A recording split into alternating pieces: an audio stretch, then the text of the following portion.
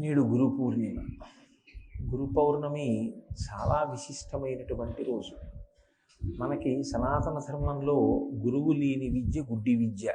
గురువు లేకపోతే అసలు ఆ జీవితానికి పరిపూర్ణత సిద్ధించదు. గురుర్బ్రహ్మ గురుర్విష్ణు గురుర్దేవో మహేశ్వర గురు సాక్షాత్ పరబ్రహ్మ తస్మై శ్రీ గురవై నమః అని నమస్కారం చేస్తాం. గురువే బ్రహ్మ, గురువే విష్ణువు, గురువే శివుడు. ముగ్గురు మూర్తుల స్వరూపమైనటువంటి ఆ పరబ్రహ్మ స్వరూపుడైనటువంటి గురువుకు నమస్కరించుచున్నాను. అసలు యథార్థం మాట్లాడితే ప్రథమ నమస్కారం గణపతికి. గణపతికి నమస్కారం కన్నా కూడా ప్రథమ నమస్కారం గురువు గారికి. అసలు గురోచ్ఛిష్టమే జీవితం. జీవితం శిష్యుడు అనుభవించేటప్పుడు తాను పొందినటువంటి అభ్యున్నతిని, తాను పొందిన ఐశ్వర్యాన్ని గురువుగారి యొక్క అనుగ్రహంగా మాత్రమే అనుభవిస్తాడు తప్ప ఇదంతా నా స్వార్జితమన్న ఉద్దేశ్యంతో తాను అనుభవించాడు. ఈనాడు జరిగేటటువంటి గురు పౌర్ణమిని మనం వ్యాస పౌర్ణమిగా చేసుకుంటాం. వ్యాస పౌర్ణమి అని ఎందుకు అనాలి? ఏమి వ్యాస పౌర్ణమి అనకుండా శంకర పౌర్ణమి అని అనకూడదా? శంకర భగవత్పాదులు కూడా చాలా చేసిన వారే కదా.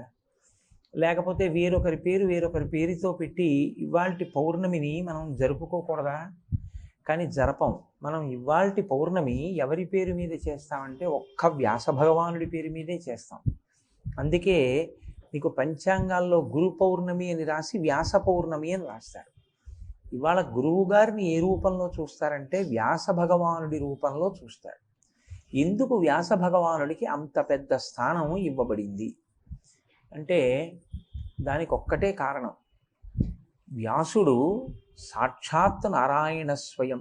ఆయన శ్రీమన్నారాయణుడే వ్యాస భగవానుడిగా అవతరించాడు. ఈ యుగంలో ద్వాపర యుగం చివరిలో ఆయన కృష్ణద్వైపాయనుడు అన్న పేరుతోటి వ్యాస భగవానుడి యొక్క పదవిని అలంకరించాడు. వ్యాసుని యొక్క జననము చాలా ఆశ్చర్యకరం. మీరు ఎప్పుడైనా చూడండి, మన వాళ్ళు ఒక మాట చెప్తూ ఉంటారు, మహాత్ముల యొక్క జననములను విచారణ చెయ్యవద్దు అంటూ ఉంటారు. ఎందుకంటే అవి విన్నప్పుడు కొన్ని విషయాలు మీకు చాలా జుగుప్సాకరంగా కూడా అనిపిస్తాయి.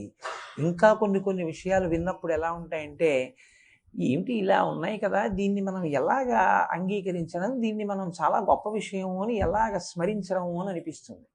నేను మీకు ఒక ఉదాహరణ చెప్పాలి అంటే, వ్యాస భగవానునకే ఒకసారి ఘృతాచి అనబడేటటువంటి అప్సరస యందు కామ ప్రచోదనం కలిగింది. ఆ అప్సరస వెళ్ళిపోయింది. ఆయన ఒక చిలుక వంక చూశారు. ఆ చిలుక మైథున స్వరూపంతో ఉందప్పుడు. ఆ చిలుక వంక చూసి ఆయన ఆరణిని మథనం చేస్తున్నారు. ఆరణి మంథనం అంటే మీరు చూసి ఉంటారు. యజ్ఞం చేసేటప్పుడు లౌకికాగ్నితో వెలిగించకూడదు. అగ్గిపుల్ల గీసి వెలిగించడాన్ని శాస్త్రం అంగీకరించదు. కాబట్టి దూది పెట్టి 2 కొయ్యల్ని రాపాడిస్తారు. దాన్ని చాలా జాగ్రత్తగా 2 కాళ్ళతోటి అదిమి పట్టి ఆ మధ్యలో కర్ర పెట్టి దానికి తాడు కట్టి తిప్పుతారు. తిప్పితే ఆ ఘర్షణకి అగ్నిహోత్రం పుడుతుంది. ఆరణి చాలా గొప్పది. మహాభారతంలో కూడా ఒక బ్రాహ్మణుడి ఆరణిని అపహరిస్తే పాండవులు 5గురు వెళ్ళారు దాన్ని తీసుకురావడానికి. అంటే యజ్ఞయాగాది క్రతువులు జరగడానికి అది ప్రధాన సాధనం బ్రాహ్మణుడికి. అటువంటి ఆరణి మథనం చేస్తున్నారు ఆయన, అగ్నిహోత్రాన్ని జ్వలింప చేయడానికి. ఆయన చిలక వంక చూసినప్పుడు ఆయనకి కలిగినటువంటి కామ ప్రచోదనం వలన ఆయన వీర్యము స్ఖలనమైంది.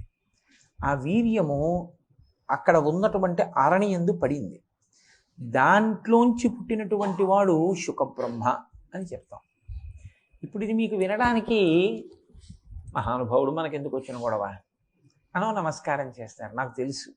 కానీ మీ మనసులో మాత్రం ఒక భావన ఉంటుంది, ఏమిటో ఇలా ఉంటాయి, ఏమిటో ఈ కథలన్నీ ఇలా కాకుండా ఉంటే బాగుండేమో అని ఉంటుంది. నిజాయితీగా చెప్పండి, ఉంటుందా ఉండదా? యథార్థానికి ప్రతి వాళ్ళకి ఉంటుంది. అలా ఉన్నా మాకేమండే అని అనగలిగినటువంటి స్థితి మనకు ఉండదు. అలాగే మీరు వ్యాసోత్పత్తిని చూస్తే, వ్యాసోత్పత్తి యందు దాశరాజు యొక్క కుమార్తె మత్స్యగంధి. మత్స్యగంధి అని పేరు ఎందుకు వచ్చిందంటే ఆవిడ చేప కడుపులోంచి బయటికి వచ్చింది. చేప కడుపులోంచి బయటికి వచ్చినటువంటి ఆడపిల్లను ఆయన పెంచారు ఆ దాశరాజు. ఆ పిల్ల ఎక్కడ ఉంటే అక్కడి నుంచి యోజనం దూరం చేపల వాసన వస్తుంది. అందుకని ఆమె పేరు మత్స్యగంధి. తండ్రి గారు ఒకరోజు భోజనం చేస్తున్నాడు మధ్యాహ్నం వేళలో. వాళ్ళ వృత్తి పడవ మీద ఎవరైనా వస్తే యమునా నదిని దాటించడం. అది మిట్ట మధ్యాహ్నం వేళ. సూర్యుడు మధ్యందిన మార్తాండుడై ప్రకాశిస్తున్నాడు. పరాశర మహర్షి వచ్చారు. పరాశరుడంటే సామాన్యుడేం కాడు, మహానుభావుడు పరాశరుడంటే. అటువంటి పరాశరుడు వచ్చి నేను యమున దాటాలి అని అడిగాడు. కాసేపు ఉండండి అనబడేటటువంటి వ్యక్తి కాడు, మహా తేజస్వి. కాబట్టి ఆ భోజనం చేస్తున్నాడు కాబట్టి దాశరాజు తన కుమార్తె అయిన మత్స్యగంధిని పిలిచి, నీవు అమ్మ నావలో ఈయన్ని యమున దాటించు అన్నాడు. ఇప్పుడు ఆయన ఉన్నది నీటిలో, నీటి మీద పడవలో పరమ పవిత్రమైనటువంటి యమునా నది. కృష్ణ భగవానుడు దేని ఒడ్డున రాసలీల చేశాడో అంత పరమ పవిత్రమైన నది. కృష్ణావతారానికి యమునా నదికి గొప్ప అవినాభావ సంబంధం. అటువంటి యమునా నదిలో ప్రయాణం చేస్తున్నటువంటి పరాశర మహర్షికి పడవ నడుపుతున్నటువంటి మత్స్యగంధి యందు అనురక్తి కలిగింది, కామప్రచోదనం కలిగింది. అది పగటి వేళ. ఆయన మహర్షి, ఆయనకి ఏవి తెలియవని మనం అనుకుంటాం. ఆయన మత్స్యగంధితో సంభోగక్రియ నిలుపుతాను అని అడిగాడు. అడిగితే ఆవిడంది, ఇది పగటి వేళయ్యా, నేను పడవ నడుపుతున్నాను, నేను దాశరాజు కుమార్తెని, నేను కన్యని, నువ్వు మహర్షివి, ఇది పగటి వేళ, నీకు కామప్రచోదనం ఏమిటి, నన్ను అనుభవించడం ఏమిటని. సరే యమున ఆవలి ఒడ్డుకు వెళ్ళిపోయారు. ఆయన దిగిపోయి చెయ్యి పట్టుకున్నారు. ఆవిడంది, ఇది పగటి వేళ, స్పష్టంగా చెప్పింది. దేవీ భాగవతంలో దీని గురించి చాలా స్పష్టమైనటువంటి వివరణ ఉంది, వ్యాసోత్పత్తి గురించి. ఆవిడ ఒక మాట అంది, పశుధర్మోనమీ ప్రీతిం జనయత్యతిదారుణం ప్రతీక్షస్వ రమశ్రేష్ట యావద్భవతి యామిని అంది ఆవిడ. ఏమయ్యా, పగటిపూట ఎవరైనా సంభోగక్రియ నెరపకూడదు కదా. సూర్య భగవానుడు ఆకాశంలో తిరుగుతుండగా లోకకంటకులైన పుత్రులు పుడతారు. నీకు అంతగా కామప్రచోదనం కలిగితే చీకటి పడే వరకు వేచి ఉండు అంది. అంటే ఆయన అన్నాడు, నేను అంతసేపు తాళలేను అన్నాడు. అందుకని నేను ఇప్పుడు చీకటిని సృష్టిస్తాను అని దట్టమైన మంచు సృష్టించాడు తన తపశ్శక్తి చేత. ఇంత తపశ్శక్తి కలిగిన వాడు, ఇంతటి మహర్షి మంచు తెరల్ని సృష్టించి ఆమెతో క్రీడించాడు.